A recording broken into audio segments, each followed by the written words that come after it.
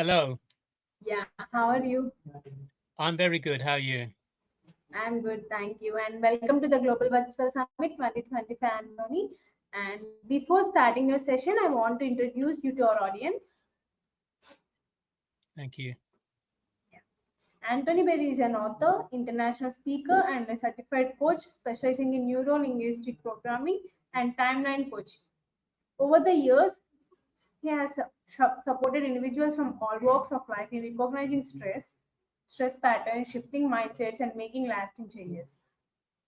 His work focuses on helping women create their own compelling future blueprint to find peace, purpose, and avoid burnout.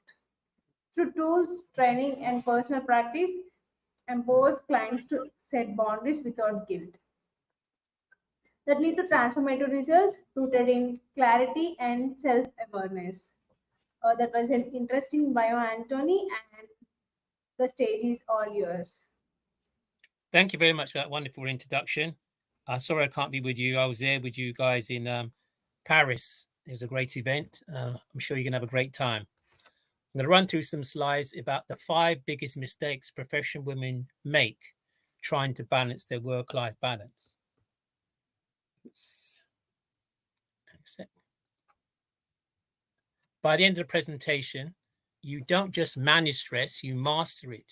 You go into meetings empowered, no longer fearing about brain fog or memory lapses. You set boundaries without guilt. You understand structures designed to focus your energy, not to constrain you. By budgeting your energy and your use, and you're able to sustain peak performance in delivering services to your patients and make quick decisions that affect people's lives. You protect your space and your ambition. You're no more constantly overthinking, second guessing, or feeling like you're just surviving a day. You're not just having Groundhog Day, having the same day, day after day. Instead, you're focused, present, aligned with a life that feels like yours again. Issues to be addressed, something which has become more apparent to my clients because they're getting older, experiencing perimenopausal symptoms like brain fog, memory lapses, poor sleep, hot flushes. Now, although I can't relate to any of those physically, I as part of being diabetic, I've experienced brain fog before I got my blood sugar down properly. So I know what brain fog is about. And as we get older, we all experience memory lapses. Sleep deprivation, both your role and hormone disruption, which increases memory lapses and decision making in care planning decisions. Chronic stress, high cortisol levels are wearing you down physically and mentally, resulting in increased time off work, reduced ability to provide high quality care or decision making. You'll discover the real reason burnout keeps coming back, even when you try to rest, and how to 10x your decision making, patient service, improve mental clarity, relying on HRT, supplements, or willpower. Now, I have to make a disclaimer: I'm not a medical doctor. I'm only talking about from a lifestyle or mindset point of view. Anything to do with medication, that's between you and your doctor. I'm not relating to that part of the issue, just mindset and lifestyle. You learn how to cut through brain fog, think with precision, and unleash your hidden energy. You set boundaries without feeling guilty. And this will be done without overcomplicating process. I'm sure you've all got enough policies and procedures that you have to follow. You have no more noise, just clarity. Feeling weak or being judged. We all have our moments where we need someone to help us. We can't all be strong all the time. Support without shame. And you won't be given strategies that don't work. These are things that have worked. Vague affirmations or impractical advice. Just a little bit about my background. I'm not sure how many of you have been in a situation where you could change something in an organization. I worked for the local authority at one time where they were very bad at relating to people, black and learners, black people and Asian people in different communities. They used to call them hard to reach. Well, I had no problem reaching them. So it wasn't the organizations that were hard to reach. The organization didn't have good, effective ways. So I got a proposal, which I put in front of the 7 managers who were very much against the idea.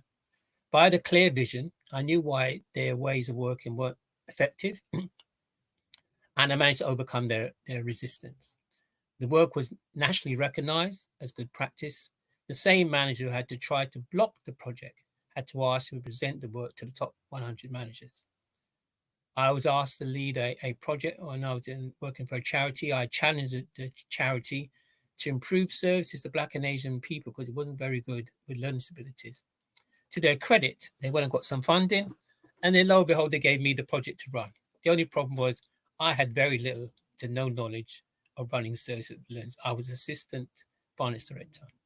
But I knew about this planning tool called PATH, which helps you create a shared vision and who you need to bring on board to make that vision come true.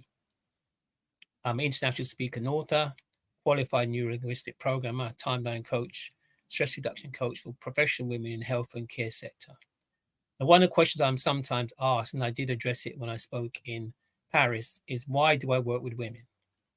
Let me give 2 examples in here. Last time I talked about my chief exec, but this time I'll give 2 other examples. In the first example, when I helped deliver services, consultation process that were more effective consulting Black and Asian communities, that project would have failed unless a woman had helped me. It was her boss that was against it. I managed to persuade her with the vision that I had and the passion I had to help me, and she went against her boss. I didn't even know the woman. She went against her boss, and she was instrumental in running focus groups, which I didn't know how to run properly, but she did. And she went to more meetings than I did. In the project with people with learning disabilities, as I said, I didn't know anything about running services with people with learning disabilities, but I struck up a strategic alliance with a woman who did. My strength was finance. That was her weakness. My weakness was running a service with people with learning disabilities. So we just helped each other in that areas of weakness. And without her, that project would have failed. I could give many more examples, but just 2 examples of why I choose to work with women. A quick testimonial. A good friend of mine, Angelina, she had run her business for about a year, but for various reasons, she hadn't got around to doing the admin. She was very stressed about the backlog and knew if she didn't do it, she wouldn't be able to complete her tax return. However, she was dreading the idea of doing the backlog. She was in a no-win situation. So what we did was I did an exercise to help her see the task being fulfilled in the future and experience that joy now. That alone is not enough. So I gave her some exercises, short exercises, quick exercises to do in the morning to command her day, to set her thoughts before events set them for her. And I knew she did this on a regular basis, she'd feel better. So I encouraged her to include this in her daily ritual, which over time she did, and she started to feel the benefit. Her stress levels went down, her cognitive ability went up, and she was able to find solutions that were always there, but she just couldn't think about them because she was so stressed, to get rid of the backlog quickly and easily. Who is this presentation for? You crave simple, clear tools you can actually apply between shifts in precious moments of free time, not a 20-step plan that you'll never finish. These are things you can do in your breaks, when you're traveling, very short things. You need a space where you can be fully honest, without fear of being seen as incapable or colleagues, or by colleagues or supervisors. I know some of the women are telling me that when they go into meet, they dread going there because if they have another memory lapse, they just see people just losing confidence in them. You need coaching that delivers practical, fast working strategies, ways to calm the mind, sharpen my focus, stay grounded in high pressure situations where a patient's lives are at stake. For example, I spoke about this the last time I spoke, is the 3 steps from unhappiness to happiness. But basically, if you master this technique, you can change your mindset in 7 seconds. You could be stuck in traffic and getting frustrated because you're now late for an appointment, or you could have a dispute with some member of the family. You can change your mindset in 7 seconds. It's just one of the tools that I use. This presentation is not for you if you're looking for a quick fix. Nothing happens overnight. You need to apply different habits. Your habits determine your future. You're not open to change in how you approach stress. Well, if you're not open to change, then you can ask yourself, is change going to happen? You believe burnout is just part of the job, you don't see a way out. Well, that might be the culture you're in, and you'll have to make a decision about that, but there's always a way through burnout, which you can manage yourself. And just a quick example about you are not your thoughts.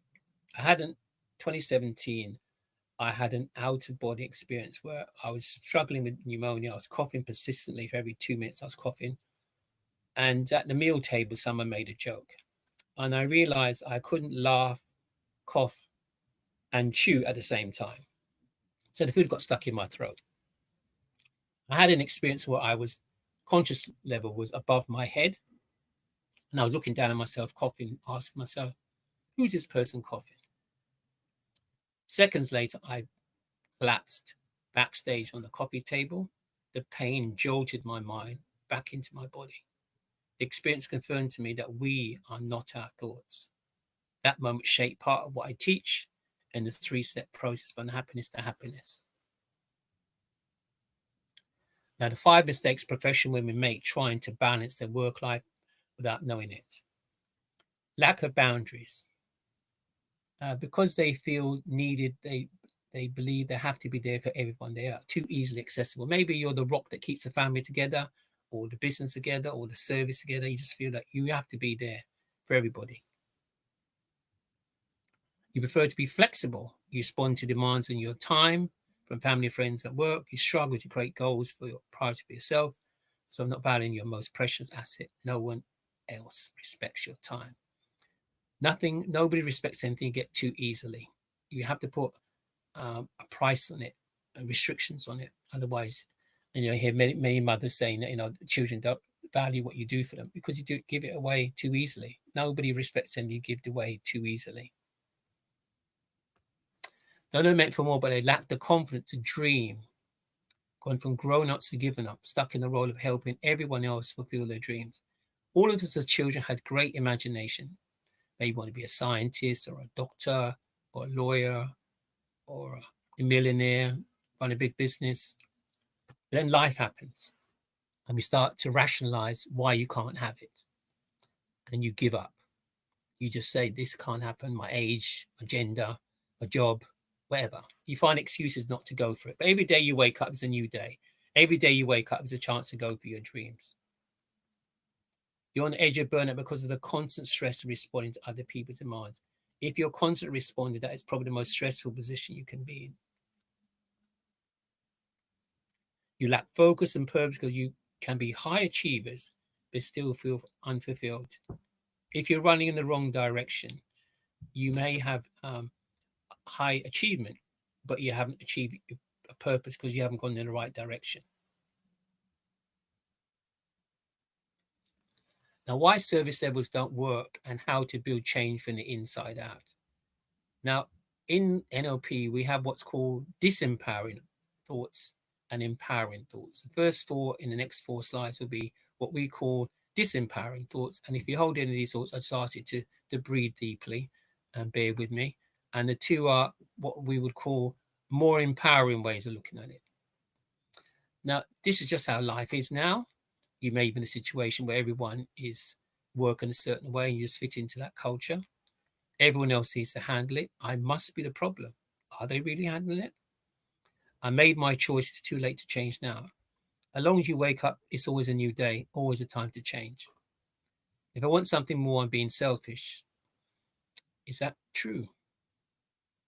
I can honor my responsibility and still honor myself. If you're taking care of yourself, would it be in terms of your skills, your body, or your mindset? Do you think you're in a better position to look after other people? It's never too late to create the life I want. Even if you devoted 10 minutes a day, better still half an hour a day. That could make radical changes to your life. You don't have to make all day, just consistently, 10 minutes a day, watch a video, read a few books, pages in a book. It can make a radical difference to your life. Now I'm going to invite you to take a piece of paper and write a circle on it, draw a circle on it, and put yourself in the circle. You can draw your face, stick figure, or just write you. Now that circle represents your comfort zone. Nothing meaningful gets fulfilled in your comfort zone. And one of the main reasons why people don't have their goals met is that they're trying to achieve them and still stay comfortable. It's just not going to work. You have to get outside your comfort zone. And once you move outside your comfort zone, so if you draw yourself now outside the circle, It will feel uncomfortable at first. You may question yourself. You may have doubts. If you draw yourself again inside the circle, you see a larger sphere of comfort. And every time you break through your comfort zone and do things that initially feel uncomfortable until they become comfortable, your brain will be taught it is okay to go outside my comfort zone, and you'll stop beating up all kind of doubts and fears, and you'll be able to do it easier, and you'll be able to achieve more. How to master focus and eliminate noise, fearing brain fog or memory lapses. If I lose my train of thought, everyone will question my ability. My brain fog is out of my control. Yes, this is something which women have mentioned to me when they're going to meetings, that they kind of fear having that memory lapse, and practitioners in the meeting or their boss start losing faith in them. Stress is unavoidable in this job. It's just horrendous. There are more stress inducers now than there ever has been. There are tools you can use to manage stress. The 7 steps is one that I've got, and I also got a stress budget you can use. There are techniques to manage stress. If I slow down to focus, I'll fall behind. Is that true? Is productivity and effort the same? I can train my brain to work for me, not against me, without medication. Stillness is not weakness. It's where powerful ideas and aligned decisions are made. If you spend 10 minutes on a regular basis just quietly shutting out everything in your mind, you'll be amazed what ideas will come to you. Always good to have a paper and pen next to you when you do that. May not happen initially, but I gave an example like this last time I spoke about the silent stillness techniques last time. So I'm going to think about the reticular activating part of the brain. The brain can actually receive about 2 million bits of information every second. But if we were to have those 2 billion bits of information, we'd go crazy. So what the brain has is like an editor. It's called the reticular activating part. So you have to program it as to what you think is important. So you may be, for example, looking to buy a red dress, and your brain would then bring attention to all the people that are already there, but you didn't notice that we're in red dress. Or you might want to buy a blue car, and suddenly everybody around you that's got a blue car, you suddenly notice it. So when you go into a meeting fearing brain fog or memory lapses, that's a dangerous thing to do, because you're actually making that more likely, because you're telling your brain to focus on that. So it's more likely to happen. Far better to use memory aids, whether it be electronic or paper, to write key points that you want to make, or key points so you can tick them off as you go along, so you don't repeat them in a meeting, because you know you already made a log and you tick them off. There are different techniques you can follow. How to reduce burnout and provide excellent patient care. My patients come first. I can't afford to take a break. Well, how far can you keep doing that if you don't take a break? You presumably work in this team, and the team is going to be more important than the person.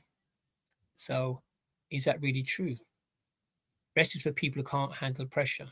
But do you know what impact is happening on their life by not taking a rest? The work will pile up when I rest. So what happens when you go on a holiday? What happens when you're not on shift? What happens if you're sick? Taking care of myself feels selfish. Other people need me more. Yes, there has to be a balance. By protecting my energy, I protect patient safety and well-being. If you are taking care of yourself, you're more likely to give a higher standard of care to your clients and your patients. Sustainable care starts with taking care of yourself first. With mindset, body, your career, improving your knowledge. And if I relate your body to like a car needs fuel. Body needs food and water. A car needs to be maintained, otherwise it breaks down. Your body needs to be maintained, otherwise eventually it will break down. And hopefully it won't be something serious like a stroke, but it will break down if you don't listen to it. It will get your attention, come what may. Partly why I got pneumonia was because I didn't listen to it after working 18-hour days for a long time. Eventually my body said, look, I need to get your attention. So it knocked me out for 4 months. you need direction. When you go into your car, you can't just say, take me to XYZ. It'll say, where's the postcard? What's the address?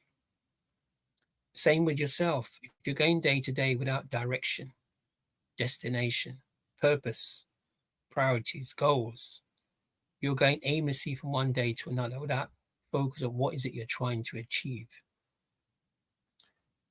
And that's down to your vision.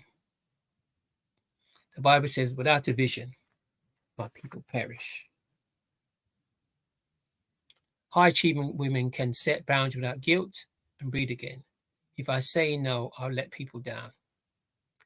We don't say no all the time, but there might be sometimes you have to say no because they value you more when they know they can't freely access you. And sometimes you need to say no to protect yourself. Good caregivers are always available. Is that true? Boundaries make me seem difficult or uncooperative. There's too much to do. I can't slow down. Boundaries protect my ability to serve at my highest level. If you're at a more effective thinking ability, are you like to give better care? Are you like to give better decisions? Would your patients like to know you've done a 100-hour shift without rest? Would they feel comfortable knowing you haven't rested? Or would they prefer to know you've taken adequate breaks, refreshed yourself, and you're at the peak of your condition to serve them and make the right decision quickly? Saying no to what drains me is saying yes to what matters to me. You have to take priority for yourself. And I know lots of women, as they get older, cannot physically do the same as they were doing before, and they feel very guilty about it. But I just say do less, and they look at me as if I'm strange. I said, but physically, if you can't do it, then do less. Now, during this presentation, we looked at why service levels don't work, service goals don't work, and how to build change from the inside out. How to reduce burnout, provide excellent patient care, how to master and eliminate the noise, fear, and brain fog or memory lapses, and high achieving women can set boundaries without feeling guilty and breathe again. I'd like to invite you to close your eyes and just imagine waking up, experiencing your dream life. How does it feel? Can you feel a sense of peace and joy? Who is present in the dream life? What sounds can you hear? What colors can you see? What food can you smell cooking? Imagine experiencing that feeling every day using a simple exercise that I've got. Imagine being fulfilled in your life. Imagine every day living a life with purpose rather than just someone else's vision.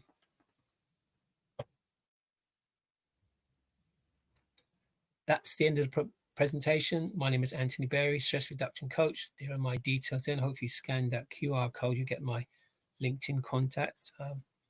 Thank you very much for your time today.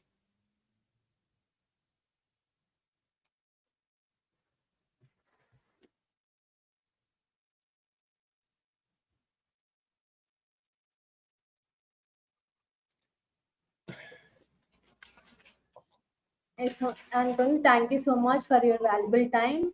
Really appreciated. You have passed great information. And we have a few questions from our audience, Anthony. I want to ask you one of them.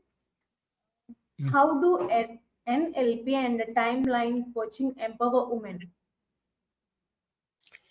Well, the timeline coaching, what it does, it helps you to see an event in the future that you want to achieve. Maybe it's a meeting you're going to and you want to present and you've got some concerns about meeting it. What it gets you to do, it envisions that event happening successfully. And then you work backwards of what did you do to make that event happen successfully now. It's about changing your mind from the fear of it to it happening positively. Thank you. Thank you so much for your answer. And we have few more questions. We will post it to your email. You can respond there. Okay. Yeah. Thank you so much. Bye-bye. Thank you very much. Thank you. Bye-bye.